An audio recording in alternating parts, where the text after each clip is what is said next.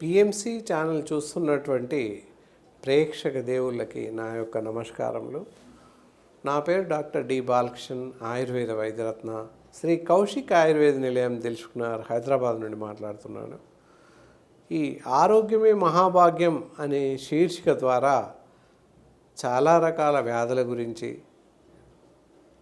అవి వస్తే వాటికి తీసుకోవాల్సినటువంటి నివారణోపాయాలు, చికిత్సల గురించి తెలుసుకుంటున్నాము. అలాగే ఈరోజు కూడా మీ ముందున్నాను. అలా మనం ఎంత తెలుసుకున్నా, ఎన్ని రకాల జబ్బులు గురించి తెలిసినా, ఎన్ని రకాల జాగ్రత్తలు తెలిసినా, ఇంకా తెలుసుకోవాల్సిన జాగ్రత్తలు ఎన్నో ఉన్నాయి. అలాగా ఉండి రకరకాల జబ్బుల బారిన పడుతున్నాము. కాబట్టి మనం జాగ్రత్తలు తీసుకోవడం చాలా మంచిది. వ్యాధి వచ్చాక వెంపర్లాడే కన్నా రాకుండా ముందు జాగ్రత్తలు తీసుకోవడం ఎంతైనా మంచిది. అయితే ఈ రోజుల్లో చాలామంది, అతి ఎక్కువ మంది చర్మ వ్యాధుల బారిన పడుతున్నారు. మరి చర్మ వ్యాధుల బారిన పడడానికి కారణాలు ఏంటి? మరీ ముఖ్యంగా ర్యాషెస్ రావడం, రకరకాల చర్మ వ్యాధుల బారిన పడుతున్నాము. ఈ జబ్బులన్నీ కూడా మనిషి యొక్క కాన్సన్ట్రేషన్ని లేదా ఏకాగ్రతని లోపించే విధంగా తయారు చేస్తాయి. దానికి సమయం అంటే ఏది ఉండదు చర్మ వ్యాధి రావడానికి. కొన్ని రకాల జబ్బులకి రావడానికి గల కారణాలు, లక్షణాలు ఉన్నాయి. ఈ ర్యాషెస్ కానీ లేదా స్కిన్ ఎలర్జీస్ కానీ రావడం, దద్దుర్లు రావడం, ఇలా బిందుల్లాగా ఏర్పడడం, అలాగే ఉంటే చిట్లినట్టయి చర్మంపై రక్తం కారడం, మరియు ఆ దద్దుల నుండి కొన్నిసార్లు నీరులాగా స్రవించడం లేదా చీము స్రవించడం జరుగుతుంది. మరి ఇలాంటి కష్టతరమైనటువంటి చర్మ వ్యాధులకి ఎందువల్ల వస్తున్నాయి అనేది తెలుసుకుందాం. దానికి కారణాలు ఏంటి అంటే, మనం ఎక్కువగా ఎండవేడిలో వెళ్ళడం, లేదా దుమ్ము ధూళిలో వెళ్ళడం, వర్షంలో నానడం, ఇలాంటివి చేయడం వల్ల కూడా చర్మ వ్యాధులు వస్తున్నాయి. అది కాక మనం తీసుకునే ఆహారం వల్ల కూడా, విరుద్ధమైన ఆహారం అంటాం. మన శరీరానికి సరిపడినటువంటి ఆహారం ఎప్పుడైతే తీసుకుంటామో అప్పుడు కూడా రకరకాల చర్మ వ్యాధులు వచ్చే అవకాశం ఉంది. అలా చర్మం పైన దద్దులు రావడం, అవి కురుపుల్లాగా ఏర్పడడం, రక్తం కారడం, వాటి నుండి రసి చీము కారడం సంభవిస్తుంది. అలా దారుణంగా ఉన్న పరిస్థితుల్లో ఏం చేయాలి? అలా రావడానికి కారణం ఏంటి? సంస్కృతంలో దారుణమైన వ్యాధి దారుణం అనే అంటాం. అంత ఎక్కువగా ఉంటుంది. మన మనసు యొక్క ఏకాగ్రత మొత్తం పోతుంది. మన శరీరాన్ని మనం కాపాడుకునే ప్రయత్నం ముందు చేయాలి. ఇలా మనం తీసుకునే ఆహారం పైన కాన్సన్ట్రేషన్ చేయాలి. మనం జీవిస్తున్నటువంటి జీవన శైలిలో మార్పులు తెచ్చుకోవాలి. ముఖ్యంగా వాతావరణానికి అనుకూలంగా ఎండ ఎక్కువగా కొడుతుంది, తప్పనిసరి వెళ్ళాలి అనుకున్నప్పుడు గొడుగు పెట్టుకొని వెళ్ళడము లేదా క్యాప్స్ పెట్టుకొని వెళ్ళడము చేయాలి. ఎందువల్లనంటే ఎండ బారిన పడడం వల్ల, ఎక్కువ వేడి వల్ల శరీరం పైన చిట్లడం, ఎర్రగా శరీరం కందిపోవడం, చర్మం, దానివల్ల దద్దుర్లు రావడం ఇలా తయారవుతుంది. చెమట ఎక్కువ పోయడం వల్ల కూడా వస్తుంది. అందుకని చాలా జాగ్రత్తగా వాతావరణ పరిస్థితులకు అనుకూలంగా మనం ఏదైనా ప్రయత్నాలు చేసినట్లయితే దాదాపుగా ఇలాంటి వ్యాధుల బారి నుండి బయటపడే అవకాశం ఉంది. ఎందువల్లనంటే వర్షపు నీరు స్వచ్ఛమైందే, కానీ మన శరీరం పైన అప్పటికే ధూళి పేరుకొని ఉంటుంది. కొంత వర్షం పడగానే ఆ దుమ్ము ధూళి మన శరీరానికి అంటుకొని పూర్తిగా చర్మం నుండి విడిపోక దద్దుర్లు ఏర్పడే అవకాశం ఉంది. దాని ద్వారా దురదలు సంభవిస్తాయి. దాంతో చర్మం పైన దద్దుర్లు రావడం, కురుపులు రావడం ఇలాంటివి సంభవిస్తాయి. కాబట్టి వాతావరణ పరిస్థితులకు అనుకూలంగా మనం మార్పులు చేసుకోవాలి. వర్షం పడుతుంది అంటే గొడుగు తీసుకొని వెళ్ళాలి. ఎండ కొడుతుంది ఎక్కువగా బయటకు తప్పకుండా వెళ్ళాలి అనుకుంటే గొడుగు తీసుకొని వెళ్ళాలి, లేదా క్యాప్ తీసుకొని పెట్టుకొని వెళ్ళాలి. పూర్వకాలంలో అయితే వేసవి కాలంలో అయినా మేము గొడుగు పట్టుకొని బయటకు వెళ్ళేవాళ్ళం. కనీసం క్యాప్ అయినా పెట్టుకొని వెళ్ళండి ఈ రోజుల్లో. అప్పుడేంటి, ఎండవేడి మన శరీరానికి తగలకుండా కాపాడుతుంది. కాబట్టి చర్మ వ్యాధులు రావడానికి తక్కువ ఆస్కారం ఉంటుంది. మరి ఇలాంటి విషయాలన్నీ పరిగణలోకి తీసుకున్నట్లయితే చాలా మంచిది. అలాగే ఆహార నియమాలు, మనం ఎలాంటి ఆహారం తీసుకోకూడదు ఫస్ట్ చూద్దాం. ఎక్కువగా ఫ్రై ఫ్రూట్స్ తినకూడదు. అలాగే జంక్ ఫుడ్స్, బయట తీసుకునే ఆహారాలు, ఏది పిజ్జాలు, బర్గర్లు, కేక్స్ ఇత్యాది ఆహార పదార్థాలు పూర్తిగా నిషేధించాలి. నాన్ వెజిటేరియన్ ఆహారం అసలే తినకూడదు. మరియు శీతల పానీయాలు, కూల్ డ్రింక్స్ అంటారు, అవి మొత్తానికే తాగకూడదు.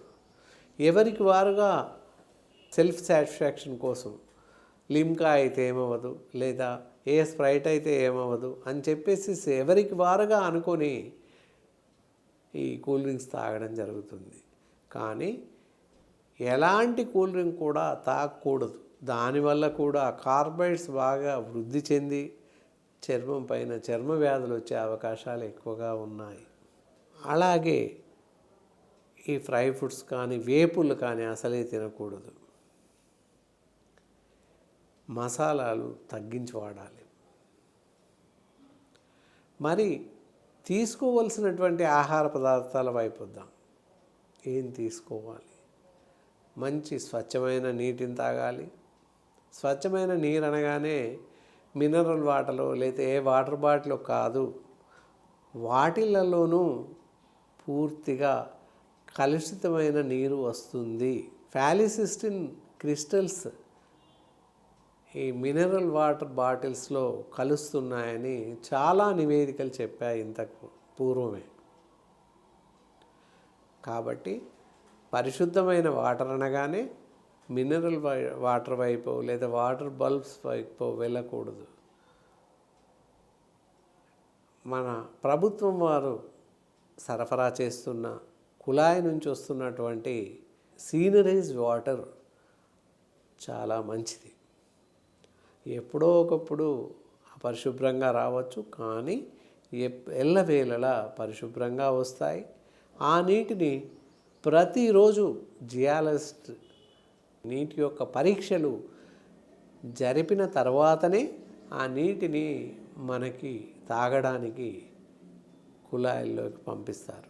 కాబట్టి ఆ నీటిని ఏమాత్రం సందేహించకుండా, అనుమానించకుండా తాగవచ్చు. కాస్త ఫిల్టర్ చేసుకొని లేదా కాస్త వేడి చేసుకొని తాగవచ్చు.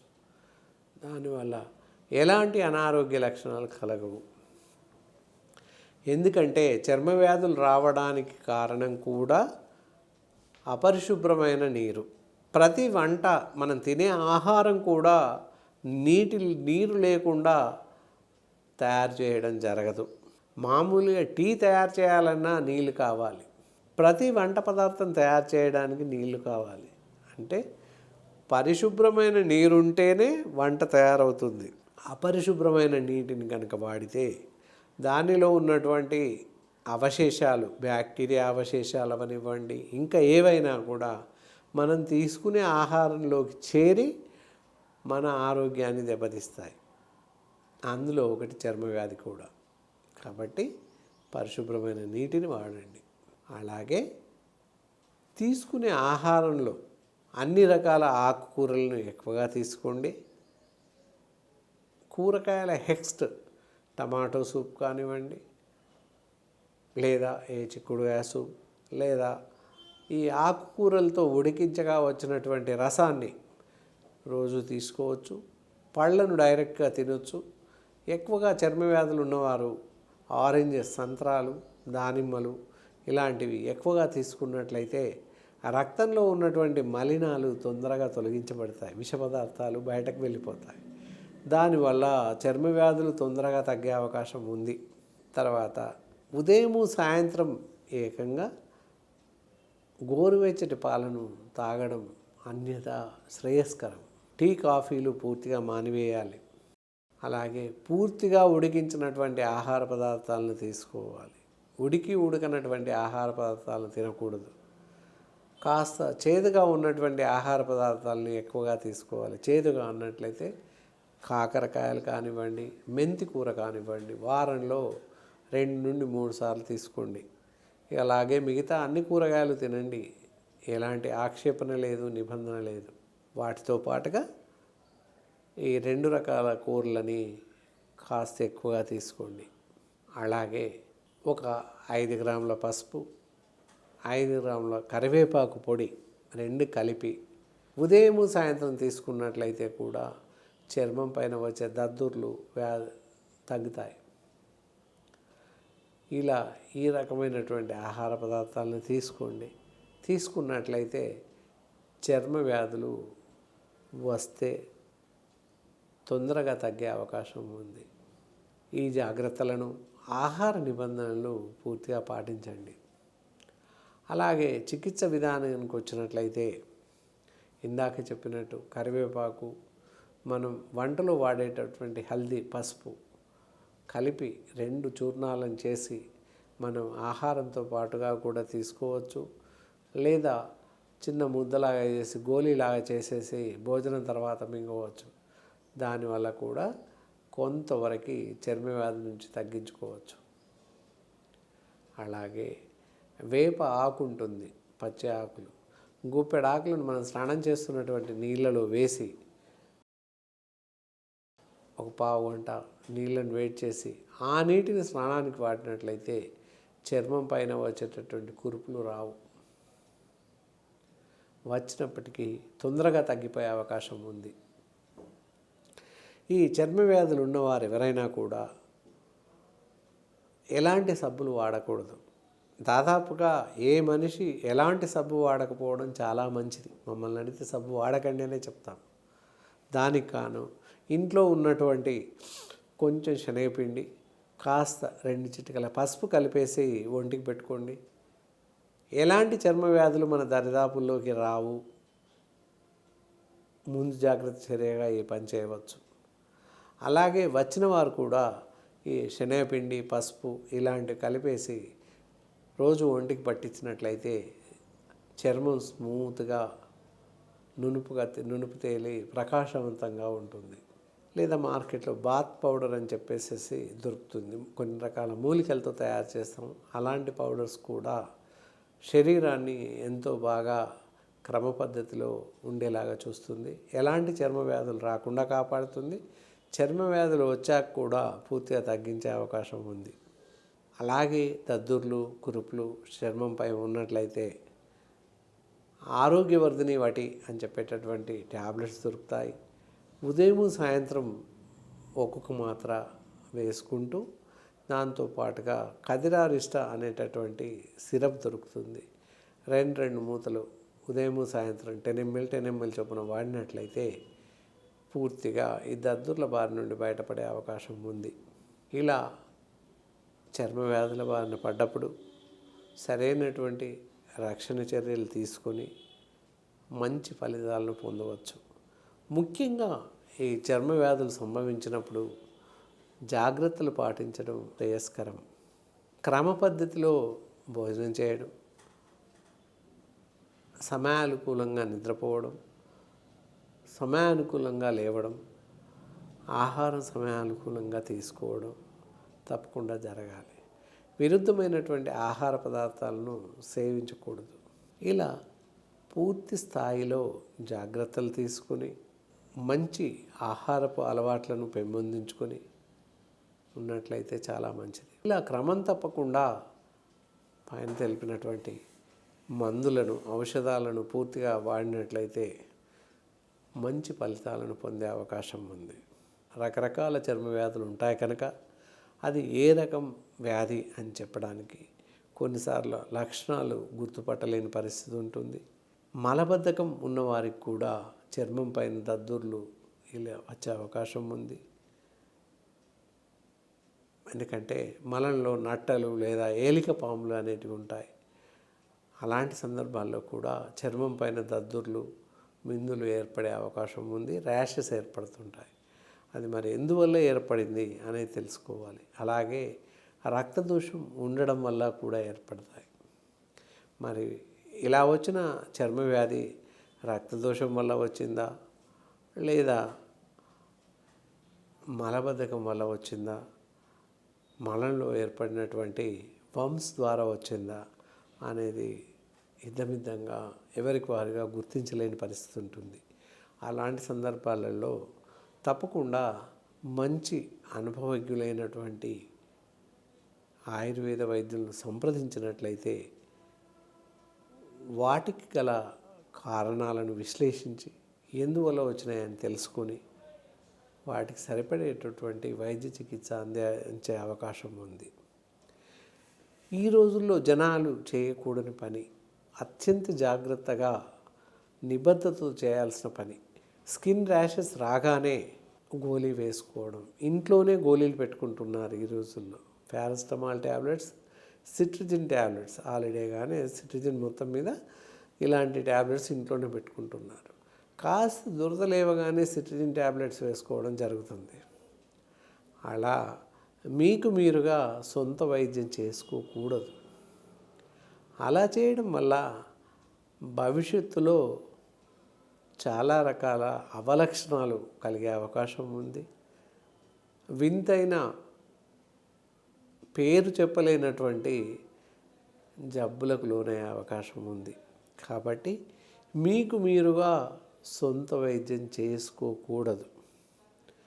అలాగే మెడికల్ షాప్స్కి వెళ్ళి గోళీ కొనుక్కొచ్చి వేసుకోవడం కూడా చేయకూడదు. దానివల్ల కూడా చాలా ప్రమాదానికి దగ్గరగా వెళ్తున్నట్లు లెక్క. అప్పటికప్పుడు ప్రస్తుత పరిస్థితికి అనుకూలంగా ఆ తీసుకుని వేసిన గోళీ పనిచేస్తుందేమో, కానీ భవిష్యత్తులో చాలా రకాల అవలక్షణాలు అంటే రియాక్షన్స్ లాంటివి ఏర్పడే అవకాశం ఉంది. వాటి వల్ల చాలా రకాల వ్యాధులు వస్తాయి. ప్రతి మనిషి జాగరూకతతో వ్యవహరించి చాలా జాగ్రత్తగా మీ ఆరోగ్యాన్ని కాపాడుకుంటారని ఆశిస్తున్నాను. ఎప్పుడైనా మీ ఆరోగ్యం మీ చేతుల్లోనే ఉంది. కాబట్టి సమయానుకూలంగా పూర్తి స్థాయి అవగాహనతో ఇలాంటి చర్మ వ్యాధులు వచ్చినప్పటికీ చిన్నదే అని చెప్పేసి ఎవరికి వాళ్ళు కానీ సిట్రిజిన్ వేసుకుంటే తగ్గిపోద్దులే అనుకోవడం, ఇలా రావడం ఆలస్యం. ఇంట్లో ఉన్న వాళ్ళందరూ చెప్తారు సిట్రిజిన్ వేసుకోలేదు, అవిల్ వేసేసుకో ఇలా చెప్తుంటారు. కానీ అలాంటి మందులు దయచేసి వాడకండి.